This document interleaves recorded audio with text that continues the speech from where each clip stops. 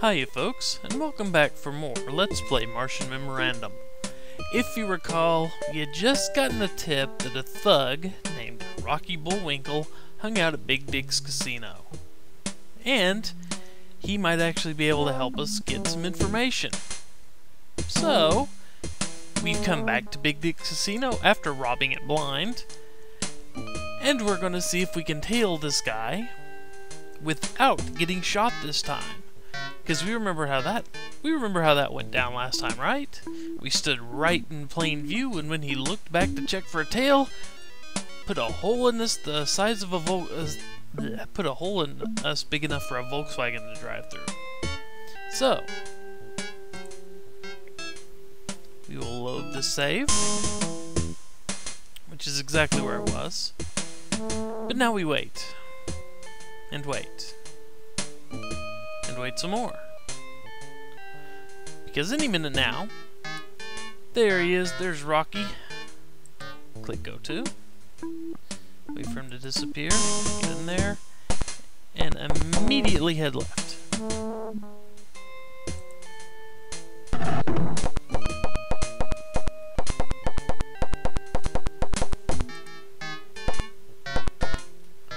Get off the freaking... Okay, we've made it through. That was the bad part. I stumble into the smoke-filled, cheap bar room. It's packed to the gills with the scum of Martian society. It's the kind of place where people disappear, get stabbed, shot, or are forced to buy life insurance at outrageous prices. Then I spot someone familiar. It's Larry Hammond and his brother Daryl. Larry and Daryl are inseparable, mainly because they share the same set of shoulders. I worked with the boys on the Mean Streets case a few years back. The years had not been kind to Larry and Daryl. Larry is a brilliant computer scientist with an IQ of over 300, but Daryl is just along for the ride. Yes, folks, familiar faces. Wow, you've changed. Got rid of the mustache, did you? And, lost the skin on your smaller head there. Well, let's start talking to you. He's the Lord King of Industry on this planet, or was. Terraform? Haven't always been fair with our people in the past. He's a mutant. Rumors are spreading the company's in trouble. And nope. Jack Sparrow. I don't expect you to know much. Tried to get him to remove this ugly growth from my shoulder, but he declined. Sometimes you wonder which head is talking. It's the only boat ride out. Don't know anything. Stand expedition? I figured you might learn something about that. Lowell isn't actually a bad guy. I've worked with him before. He's ambitious, and he would like to run things on this planet, but he's always been fair to me. If you treat him right, he returns the favor. I guess. Don't know anything about Chantal, huh? About Rick Logan. No? Alexis? I've seen the name on TV and in the paper. She's the heir to the Marshall Alexander. She's been missing for several months. Ferris Cullet? No, don't know. No? Oracle Stone? Oh, come on, you're a mutant. You should know about this stuff. I know that guy. He's building some nuclear-powered reactor. I did some work for him on a magnetic field generation system. Thomas Dangerfield? Interesting. Daryl would like for you to arrange a date for him. Well, Castro. Big Dick is a vicious, savage gangster. He's gone crazy with power over at that casino of his. He drove all of his competitors back to Earth. Some tells me some of his competitors were not back to Earth. Some of them are buried on Mars. Rocky's okay. Just a little dim-witted because his brains have been pounded into mush. He's kept his ears open for the mutants at Big Dick's. Deacon Hawk. Deacon knows everything that happens on Mars. I really think she can see the future. But she probably wouldn't talk to you. She tries to help those who are downtrodden, but give her this amulet. It may loosen her up a bit. Okay, he's still doing his favors. I like him. Still, Bloodworth? Nathan Bloodworth? He smuggles in contraband. He's got a wife in town by the name of Michelle. Here's the address. Oops. Why did it go? I guess that's the important one, isn't it? Michelle Bloodworth, you know anything? Michelle keeps good tabs on Nathan. Bradley's a bitter, despondent young man. He believes he's the son of Marshal Alexander and feels he's been outcast and unfairly treated. Well, he has. Don't know Johnny Fedora. Don't know Angelo. It's good to see you, Tex. It's been a long time. Well, likewise, man. You keep doing us favors. I like you.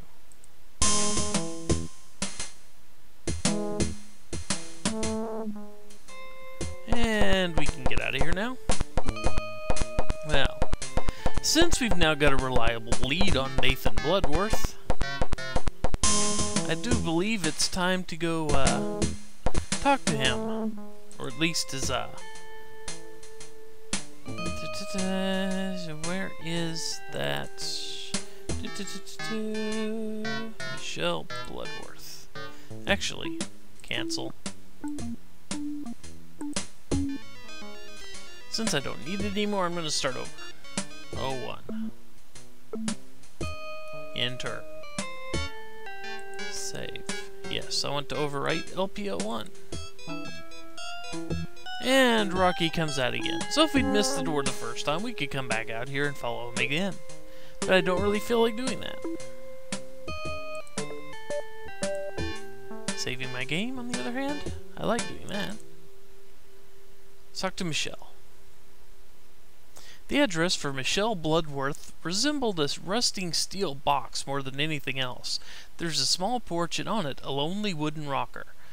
I rap on the corroded metal door. A blousy woman, blowing her nose, passes the window and opens the door.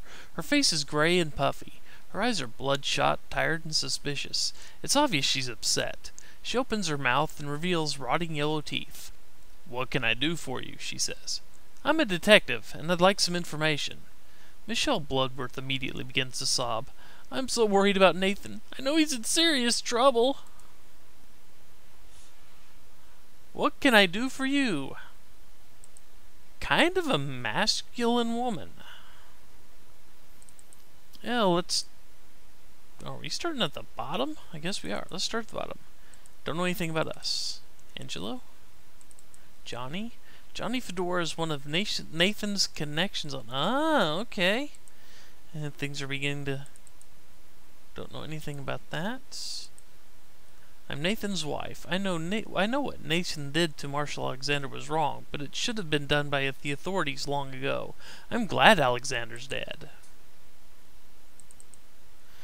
Nathan is not a bloodthirsty killer. He told me that the plan was to trick Alexander to coming to the train yard by telling him he could buy the stone back. When Alexander arrived, he realized it was a trap. Alexander then struggled desperately to get away. Nathan ended up slashing his throat with a broken bottle. Nathan is part Cherokee. He cut Alexander's ears off as part of an ancient ritual. You know, folks, I'm Cherokee Indian and down. The ritual is to remind Alexander that in the next world he had no pity and did not listen to the screams of the dying. He wrote a curse on the side of the train in Alexander's blood, condemning him in the next world. I'm Cherokee. I've studied and cutting of the ears, not so much. I mean, you can prove me wrong, but yeah, I don't recall that one in my studies. No, don't anything but Deacon. Rocky? No. Dick. Castro is as evil in his own way as Stanton was in his. Doesn't speak well. I don't know anything about that. I've heard the name mentioned by Nathan on occasion. I don't know if he is the man who told him about Alexander or not. The Oracle Stone was discovered by the early colonists. It was a protective mechanism that one day popped out of the ground. The stone was said to have magical powers that could make thoughts and dreams come true. Now I believe the same man who hired Nathan wants him dead because of everything he knows. You should talk to him and convince him to turn himself over to the police.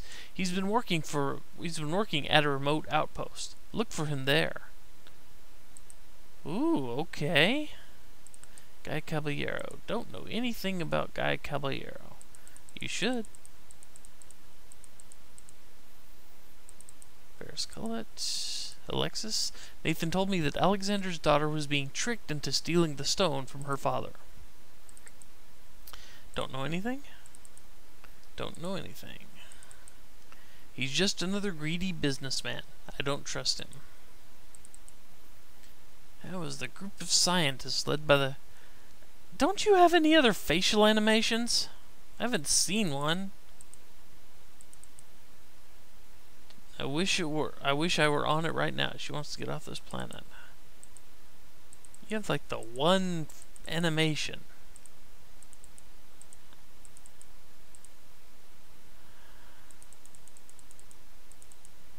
There we go. Okay, let's try this again. Nathan told me he was going to kill Marshall Alexander because someone had convinced him that Marshall Alexander was Collie Stanton. Well, as we've learned, that is the case. Nathan's father, Robert, was the leader of the colonists that were massacred by Stanton so that he could get his hands on the Oracle Stone. That company is founded on innocent blood of hundreds of men, women, and children. Yep, Collie Stanton and Marshall Alexander are the same person. Well, I'm not really sure how completely helpful it is, but she did give us a way to go and talk to Nathan Bloodworth. So, I think we need to do that.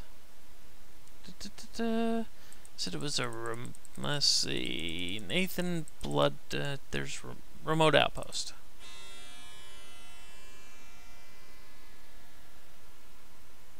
Michelle Bloodworth told me that Nathan has a small mining operation near Marinaris Valley. I enter a small dome at the top of a deep canyon, but something is seriously wrong.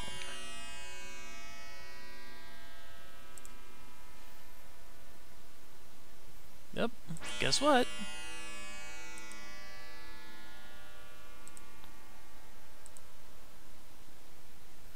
Wow.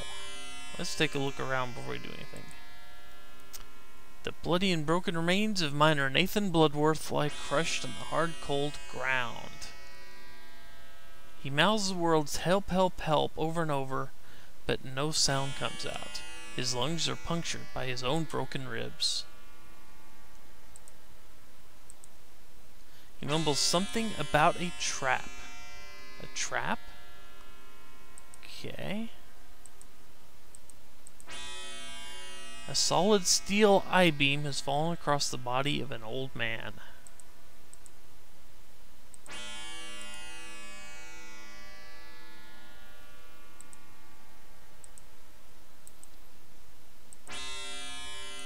Just a trap.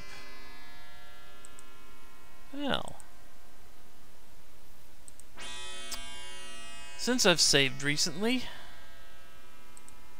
bring up that screen, because it's just about time to cut the video, and I don't really want to get into this little area yet, because it's likely I will run over if I do. So, next time, when we return, I explored this area and probably learn a few things. Maybe even figure out what that trap is all about. So until then, see you later, folks. Take care, everyone.